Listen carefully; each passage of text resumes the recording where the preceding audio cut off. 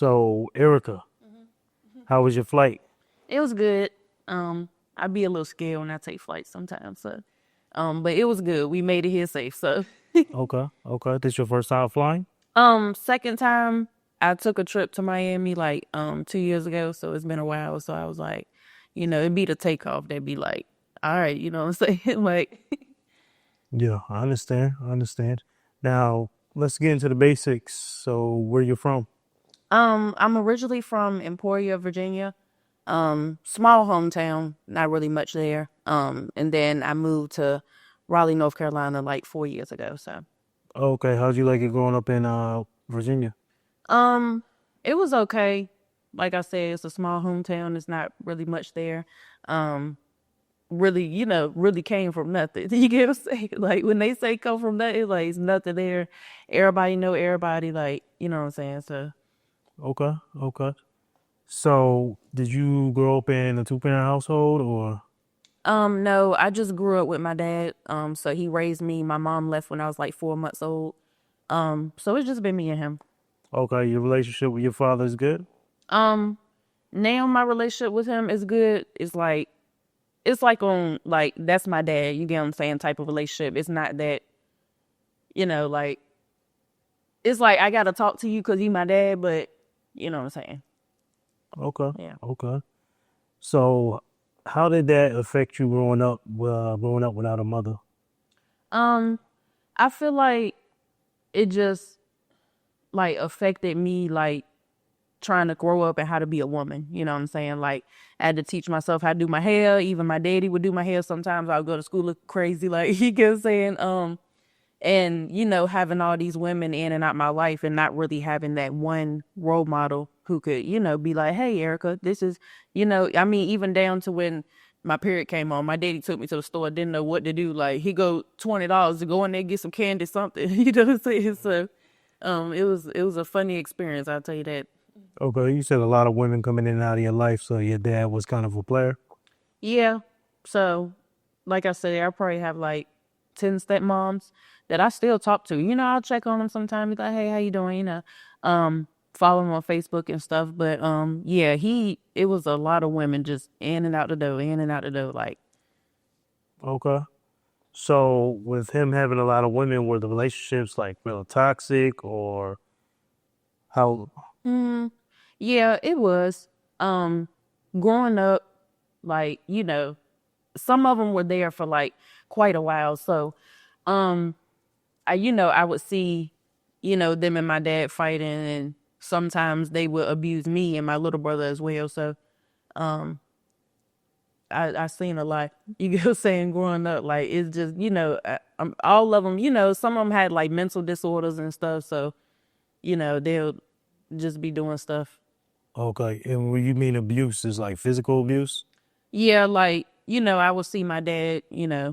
I mean, they'll probably put their hands on him, and then he'll retaliate, and then, um, sometimes they would do stuff to me like as a baby, like drag me on the floor or something and, Mm, push me around. Like it's certain scars that I still have, like from some of that stuff. So, mm. um, I had one stepmom, she just had like a bipolar disorder. So she just went right in the head, you know what I'm saying? So like she'll do something to me and my little brother and they apologize for it after, Yeah. like right after she did it.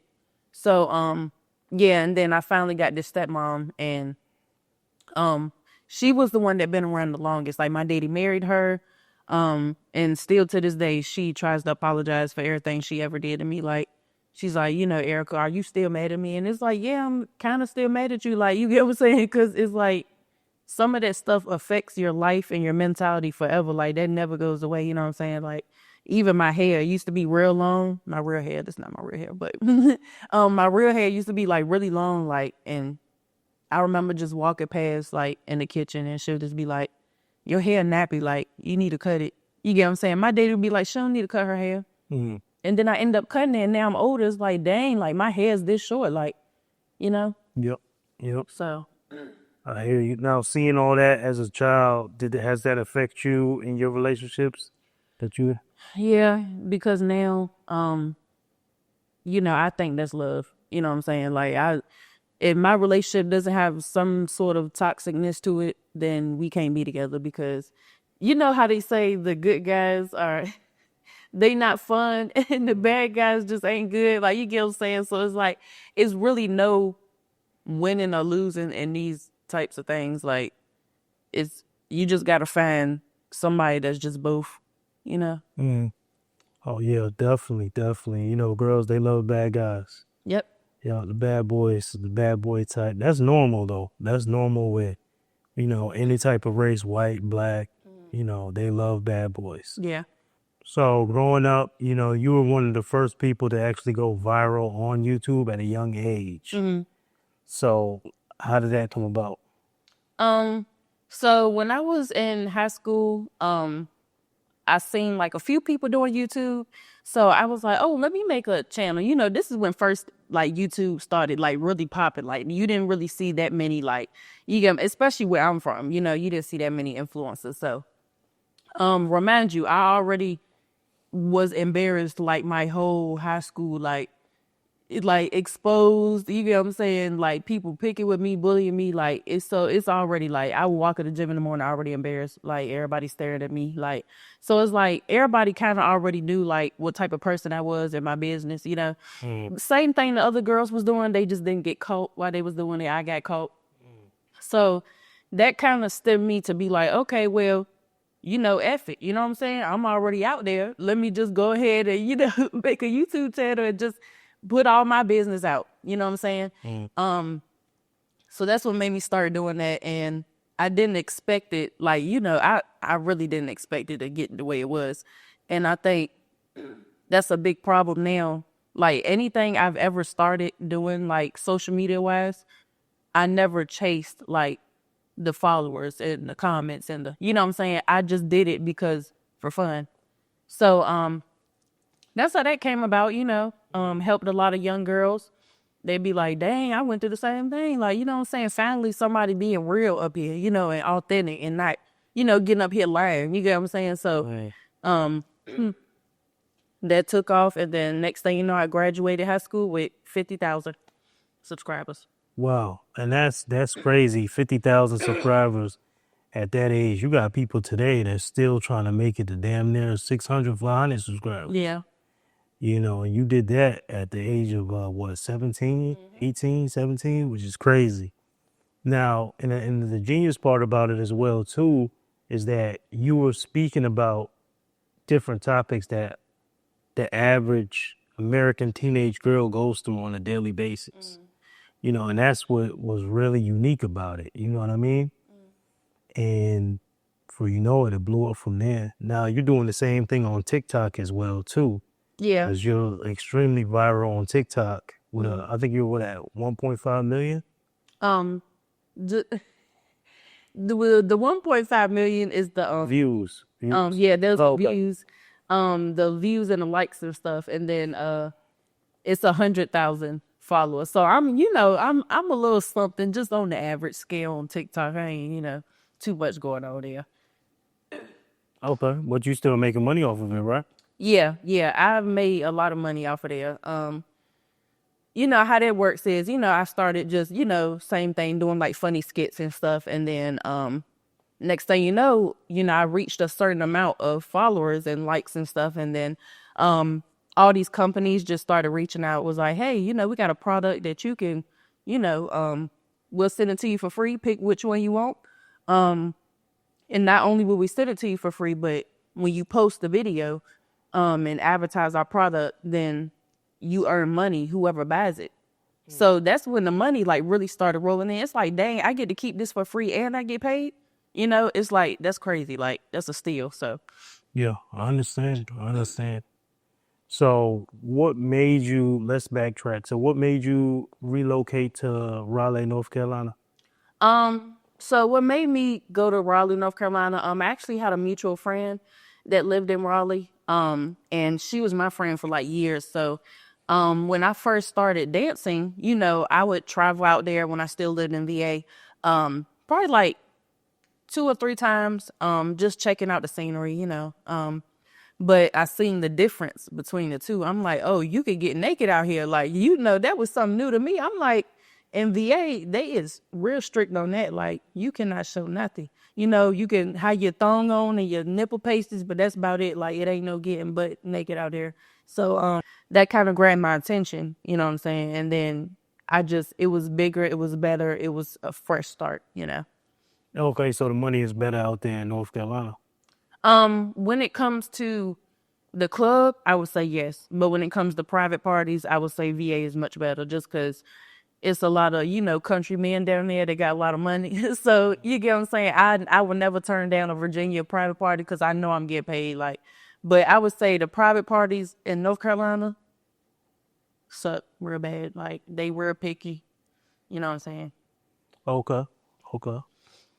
So with private party versus dancing, could you go into the difference between the two?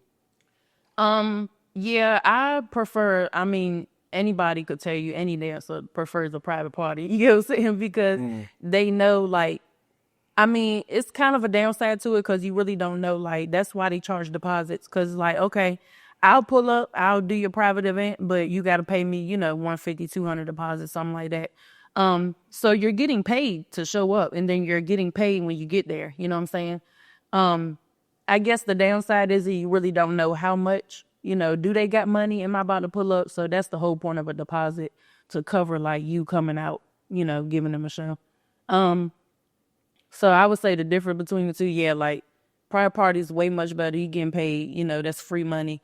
The club is a gamble, you know, you paying your tip in, same thing. You really don't know how much you getting, what you walking into, you know what I'm saying? So Okay. So with the club and everything like that, sometimes you have slow nights.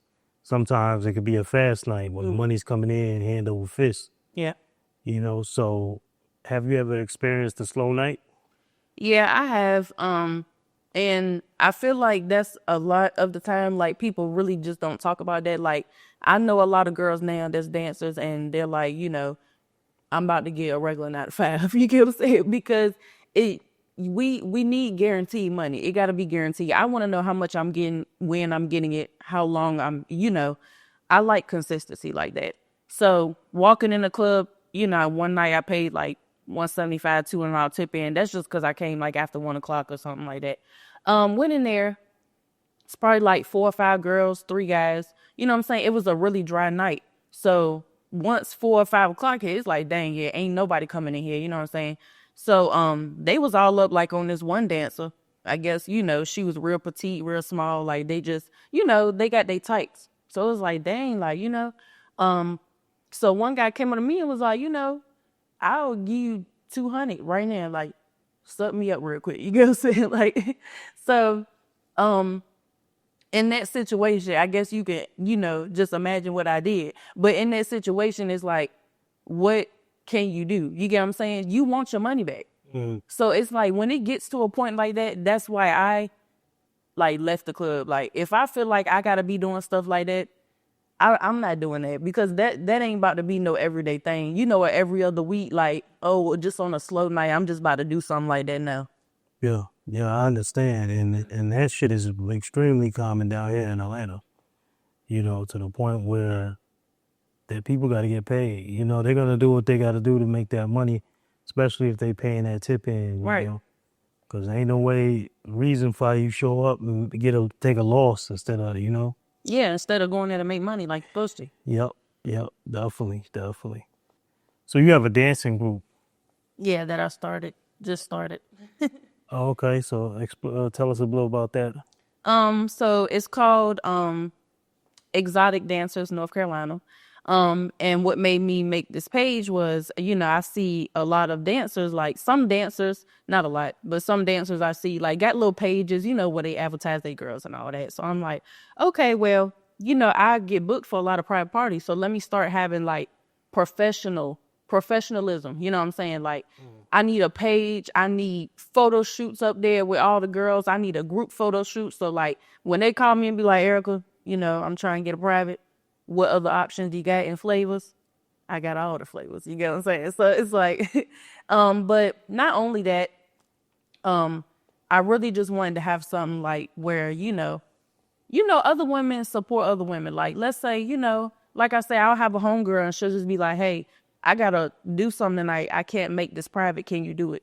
You know what I'm saying? So this is kind of like our safe space to do that, where, you know, we got a certain amount of girls in the group where we could just be like, hey, can somebody pick this up for me? Like, I got something to do. Can somebody who want to travel, who want to go dance? You know what I'm saying? So just a group of girls making money all together. So what's the plan for the future for that? The plan for the future with that, I would just say, you know, that's a good question. I would just say, you know, basically just getting us booked more. Like, start doing our own events, start hosting events. Like, basically, we don't move unless we getting paid. Mm. You ain't paying, you know what I'm saying? A lot of people be like, he be on my flyer. What being on your flyer gonna do for me? You get what I'm saying? Like, I need a little $30, a little something. You get what I'm saying? To be on your flyer, advertising, like posting and doing promo for you, because that's promo. You know what I'm saying? So, really, that's the future for it. Just to be starting to get booked more and really just, you know, get it off the ground. Okay. And you doing anything other when it pertains to marketing instead of just Instagram? Anything else? Marketing wise, like you're saying, like promoting it so it can get up. Anyway. Yeah, so I'm gonna work on that next week actually. So I got a lot of things planned next week. I'm gonna start, you know, paying for the promo, which I never did before. Usually, you know, it just kicks up on its own. You get what I'm saying? But with stuff like that, you have to get that off the ground, because Instagram now is getting to a point where it's like pages getting deleted back to back. You know what I'm saying? You don't really know who is who anymore, because I mean, I had 10K real followers at one point. Like, had the Instagram for the longest, and now they took that, keep disabling my stuff. Like, so you just got to be real careful about what you post on Instagram, you know? Mm. Yeah, because your Instagram get taken real fast. You know, and they're like extremely strict on, you know, you post up a little bit of like a lingerie or something like Yeah, that. anything. Yeah, yeah. So you became a content creator after you started dancing or before you started dancing? Actually, before I started dancing. So that's the funny thing about that. Remind you, I'm very independent. Like, when I moved out my dad's house when I was like, I ran away like 16, went to go stay with my aunt. My aunt went to court, got custody of me, you know what I'm saying? And I stayed with her till I was like 18, 19. I would say like 19, yeah, because I had my son. So I stayed with her from 16 to 19. 19, you know, I've just got tired of her rules. Like, I'm not a rule follower. You know what I'm saying? Like, when people got rules, I don't like rules. I do what I want to do. You know what I'm saying? So, that's when, in 2019, that's when OnlyFans like really first came out. And, I was like, oh, okay, you know, I've seen a little bit of people dibbling and dabbling into it. So I was like, okay, I'm gonna do it. So I did it. Remind you, this stemmed back from high school when I was talking about, you know, getting exposed and all that. You know, the booty and everything already out there. You get what I'm saying? So it's like, it ain't nothing else to be ashamed of after that. So that got me paid. That's what made me, because, you know, I'm 19, don't really have a job. I want to move out. I want my own stuff. So I got up there. I got that to pay my deposit to move into my place. That paid my bills. Like, I was making like $5,000 a month. Wow, that's pretty good. That's real good. You know. So any advice to any of the new girls coming into the game that wanted to get into dancing or content creation? Yeah, I would say, just have confidence. Have confidence. Ain't nobody else gonna give you that. You got to give yourself that. You know what I'm saying? Whatever you don't like about yourself, change it. Feel free to change it. And I would just say, you know, you got to put some type of work and effort into the things you do, because I mean, at first the money will fly out of the sky. You know what I'm saying? It will come just automatically, but after that, then that's when it's like game time. Okay, what am I about to do for promo? What am I about to do? Like, you know, who's about to be my clients and all that. So I would just say, number one rule I always tell everybody, be yourself. You know what I'm saying? Don't try to be out here acting like somebody that you're not, because that would never give you the followers, the clout, nothing that you need. People like real and authentic. You know what I'm saying? So. That's true. Real and authentic. You know, always stands out. You know, that's true. But one of the main things is consistency. That too. You know, Yeah. always being consistent and catering to your paying subscribers. You know, always catering to them. So, but thank you for that, Erica. Thank you. Oh, you're welcome. All right.